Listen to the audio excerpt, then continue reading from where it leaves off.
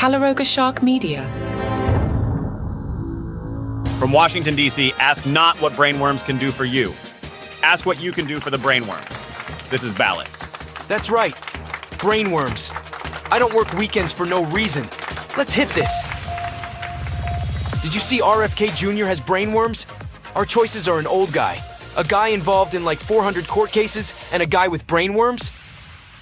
It's too bad OJ died. He could have won this thing. Seth Meyers said, independent presidential candidate Robert F. Kennedy Jr. posted on X and said, I offer to eat 5 more brainworms and still beat Donald Trump and President Biden in a debate. And this can't be good. His supporters have already made it a TikTok challenge. Seth added, so let me just go through my list of Kennedy family quotes. According to a 2012 divorce deposition obtained by the New York Times, the current third-party presidential candidate claimed his past cognitive issues were caused by a worm that got into my brain and ate a portion of it and then died. Apparently back in 2010, Kennedy was experiencing such severe memory loss and mental fogginess that friends worried he had a brain tumor. And while neurologists initially thought that was the case, one doctor at New York Presbyterian allegedly had a much more outlandish theory, a parasite inhabiting Kennedy's brain. Because when you hear hoofbeats, you gotta think zebras with a side of nightmare fuel parasites, right?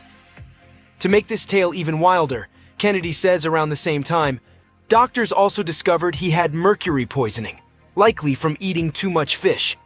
So not only was he battling a real-life Wrath of Khan scenario with a brain-burrowing creature, he was also slowly being poisoned like a fancy Victorian aristocrat. While Kennedy insists he's recovered from those cognitive troubles, you'd think tales of brain-eating worms might raise some red flags about his fitness for office. But nope, the campaign shrugged it off as a hilarious suggestion compared to whichever septuagenarian he's running against. Gotta admire the unshakable confidence there. Though it does make you wonder what RFK Jr.'s spirit animal is. A literal tapeworm? Because embracing that brain parasite origin story as your superpower is a wild brand of political performance art. In any case, this isn't even the weirdest thing about Kennedy's campaign. When your main platform is disavowing COVID vaccines and cozying up to anti-vaxxers, a few yarns about brain parasites and mercury poisoning probably register as perfectly normal health talk. Still, you've got to hand it to the guy for having a great story to whip out at Campengas. Sure, most candidates bond over their humble beginnings or patriotic call to service. Kennedy's got everyone beat with the time he had to overcome a literal brain-eating invader. Now that's an icebreaker. Well, it looks like Jack Schlossberg is taking an unconventional approach to campaigning for President Biden. The 31-year-old grandson of JFK has been serving up a buffet of regional accent impressions on Instagram to mock his anti-vax cousin Robert F. Kennedy Jr. and rally support for the incumbent.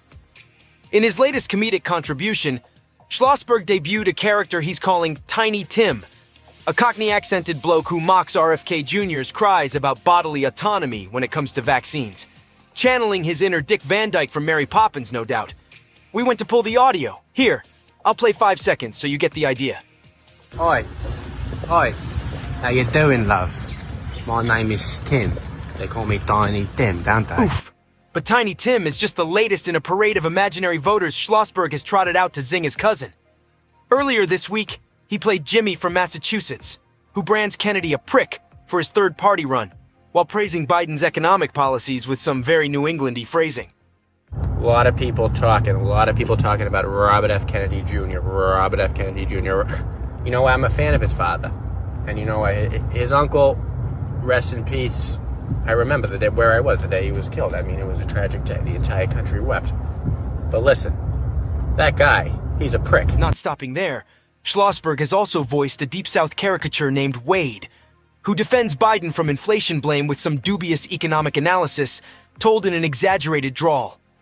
Because what's a collection of regional stereotypes without a Big Daddy simpleton? Rounding out the ensemble is a pair of New York accented fellas. A nasally guy fretting over RFK's plan to axe the Federal Reserve, and a more streetwise bloke preemptively defending Schlossberg from charges that his shtick is offensive.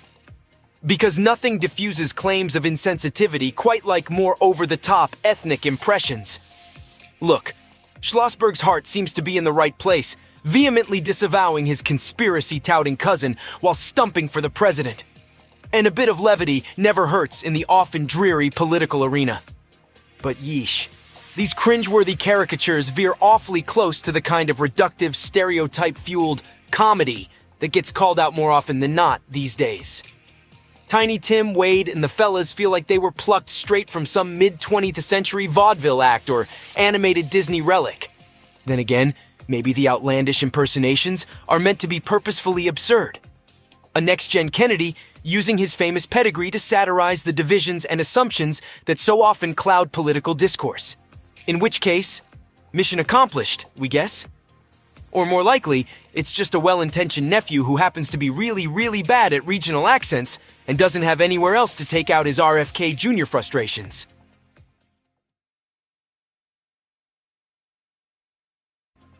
Well, bust out the tinfoil hats, folks, because the RFK Jr. campaign is taking paranoia to wacky new heights. According to reports, this motley crew of anti-vaxxers and conspiracy theorists have some, let's say, unconventional ways of operating. It seems top advisor Charles Eisenstein felt the need to reconnect with spirit by jetting off to Costa Rica in the midst of campaign season. Hey, when the aura needs cleansing, I guess duties like attempting to become the leader of the free world can wait. Then there's comms director Del Bigtree, who apparently used a hot January day to take a rally field trip a mere block from the Capitol on January 6th. Nothing ominous about that location pick. But the piece de resistance has to be the campaign's deathly fear of microwaves and their nefarious electromagnetic radiation. To the point where potlucks became logistical nightmares, with staffers urged to bring crockpots instead of using those nuclear Satan boxes we call microwaves. Apparently, every Sunday kicks off with a virtual prayer session, led by a reverend who's likewise terrified of vaccine requirements for kids. Because what better energizes a campaign than a weekly dose of fringe conspiracy? And in case you wondered if the head honcho was exempt from the kookiness, RFK himself allegedly joined a Zoom Christmas party, while admittedly high, before aides had to clarify he just had dentist-grade anesthesia flowing. Real professional there. But hey, for an $8,000 per month consulting fee, I'm sure that high school grad the campaign hired is worth every pretty penny of expertise, even if former staffers are calling the whole operation a grifter's paradise waiting to happen. In all seriousness, though, an administration led by this bunch of nutjobs could be genuinely terrifying. If they're this paranoid about kitchen appliances now, imagine the havoc they could wreak with actual power. Let's just hope voters show more sense than to entrust them with anything sharp or electronic. Parts of today's show were made with the help of AI, but not the Bobby Kennedy impressions. If we used AI for that, they would have at least been good. Oh, if you're mad at me because I haven't made fun of Joe Biden in 2 days? Joe Biden is so old that he actually dated Mary Poppins in high school. If you'd like this podcast without commercial interruption, open up the show on the Apple Podcasts app and become a subscriber. For just $4.99 a month, you can get this and other shows on the Calaroga Shark Network, including daily comedy news without commercials. I'm off tomorrow. See you Monday.